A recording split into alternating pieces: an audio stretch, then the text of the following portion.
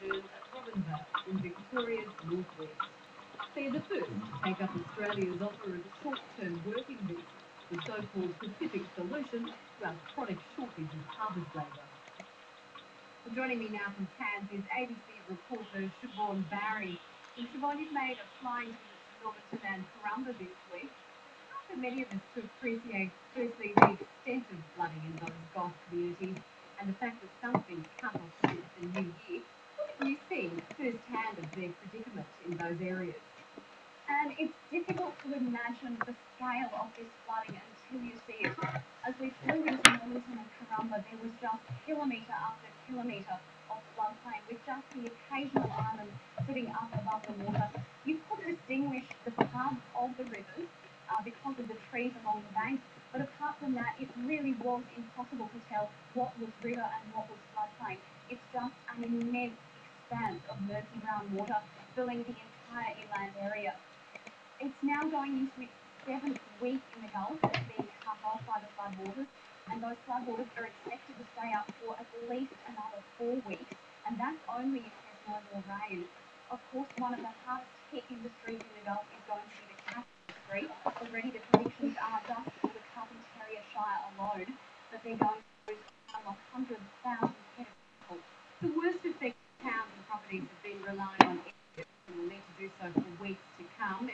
From food, supplies and fresh water in some cases. Just tell us how people are dealing with this situation. And I went to a couple of public meetings in the Gulf this week, and people are feeling quite frustrated at the relief effort so far. I think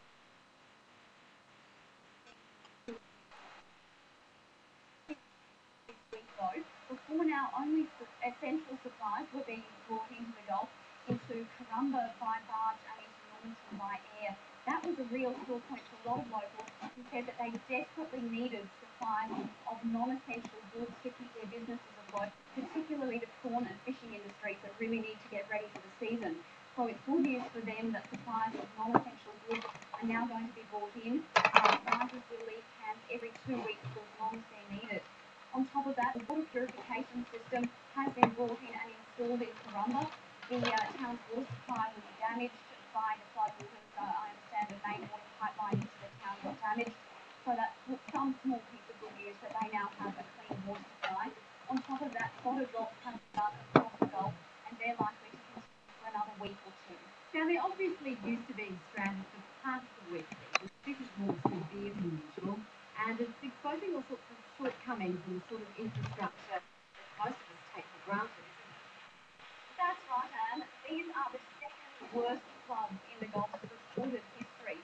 These are communities that are used to being isolated, and they do expect to be cut off for several weeks each year during the wet season.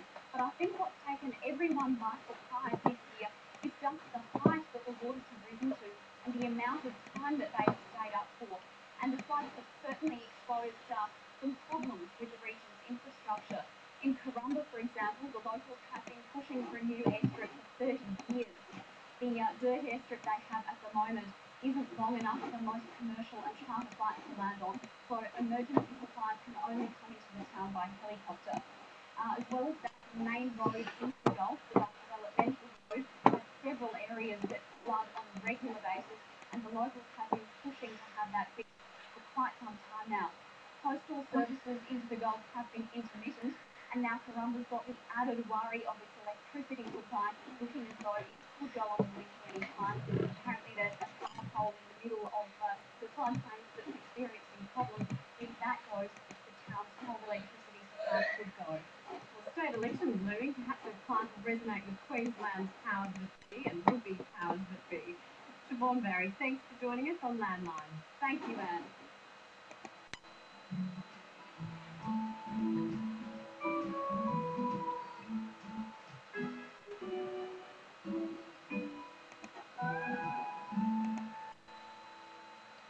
Well, perhaps the biggest problem after the water goes down up north will be the quality of feed. After being underwater for so long, the grass will be rank, if not sour, and its nutritional value will be minimal. Let's check the rainfall pattern over the past week. Now there's the national map, and in fairly broad terms, it's been dry in the south and wet in the north, plus, of course, extensive floods in New South Wales. Let's check some numbers. Lots of rain again in Queensland. The good result at Gundawindi where the gauge came to 95 millimetres. Got high numbers in New South Wales as well, with the delightfully named Come By Chance registering 206 millimetres.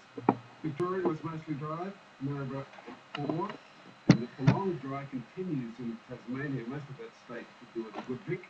Last week, Auckland had 11 millimetres. No surprises in South Australia, Ceduna had 2 millimetres.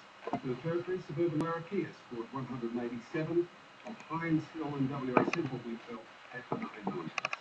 And that's land rain weather. Regular landline viewers are only too well aware how seriously we take our responsibility not only to inform but to educate. And that's particularly true when we tackle new wine grape varieties. Our reporters were waxing lyrical about Viognier long before most condescending could pronounce it properly. And if a grape grower in southwestern New South Wales has his way, we'll all be getting our tongues around a lot more Italian.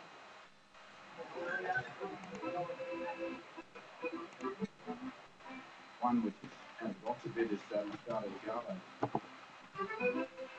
Vermentino and